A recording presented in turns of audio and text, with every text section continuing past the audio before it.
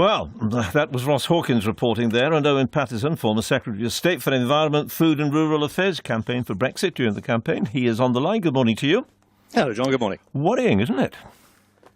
No, I really don't agree with the doomy statements there.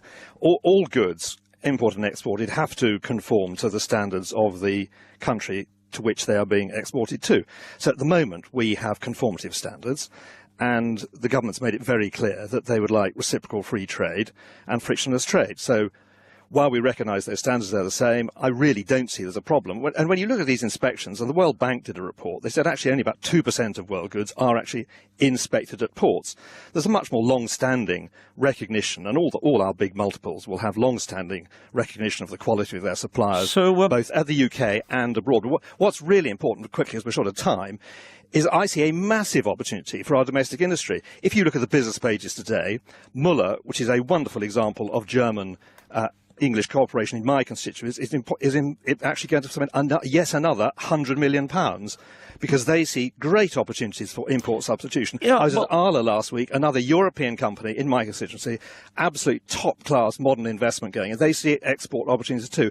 And the other thing you haven't mentioned, if we leave the customs union, we do not have to impose tariffs on food. We're not talking about tariffs on food, are we? We're talking here about inspections and what they're asking. Why can we not have the sort of assurances we need from the government? Why can't the government do that? And the answer to that is because the government doesn't have a clue what is going to happen after we leave the European Union.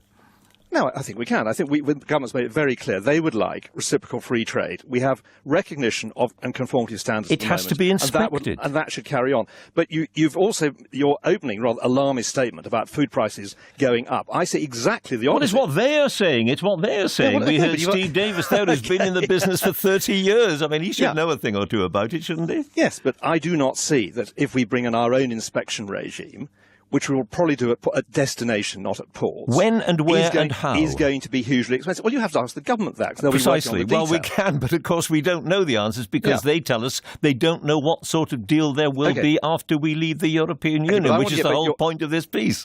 But hang on, your very alarmist opening statement was that food prices will go up. And I really want to knock that on the head, because if we leave the customs union... It's what they are saying. It's not my statement. With great respect, it isn't my statement. You've not addressed the question of tariffs. If we take off tariffs off food, we can give every single family in the country a £300 plus annual bonus. That's about 8 billion hit upwards for the UK economy. And we can do great things in places like Africa, which earns less from coffee than somewhere like Germany, which doesn't grow it. But the stuff has to be inspected, and at the moment it's going to be terribly difficult because the volumes of trade at Dover will not be able to be dealt with if the goods have to be held up for inspection. I mean, that is a fact, and that is what Philip Hammond himself, the Chancellor of the Exchequer, has said. I just don't agree. Why is it going to be difficult? At the moment, our standards conform. Because it doesn't exist at the moment. We have inspection systems, and the government's stated aim is its preferred option is reciprocal free trade on the basis of the current standards. So the Chancellor's got it wrong?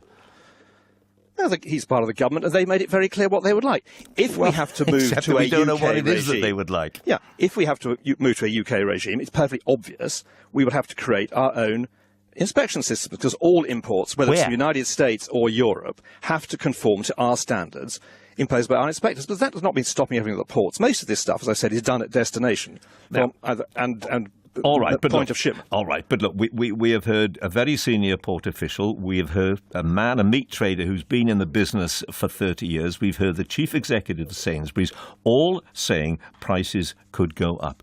They're all wrong? No, because the assumption is that all existence stop on the 30th of March 2019 when we leave. That will not happen. Existing systems will continue to be in operation. But they won't, will they? They won't. They won't. That's the whole point. Because if we do a particular deal with, let's assume that we say to Holland, all right, you can carry on bringing in all your chicken breasts. We'll buy all your chicken breasts from you, and they won't have to be inspected because we've already got, we trust you. Then every other country from whom we buy meat is going to say, oh, we want the same deal. And we will say, well, actually, you can't because it has to be inspected. I mean, how is it going to work? No, let's go back. We have conformity at the moment. We recognise their standards, they recognise ours. There is absolutely no reason why, if the European Union is sensible, we do not do a free trade deal recognising... But we have a deal with them which will end if we do not cement it in some way or another. That is the whole point. Yes, John, obviously, if there is absolutely no arrangement at all, there will be difficulties, but the government will be working on a plan that if it falls to us to do our own inspections, we will have our own inspection regime. All right. But that is why I just don't see this is going to be... Because at the moment, the food industry hasn't got a clue what's going to happen in a very short time, and they are worried. Yes, that's why we want to get on with the negotiations. And that's why the Prime Minister is going to Florence to outline where we want to go. Owen Paterson, thank you very much.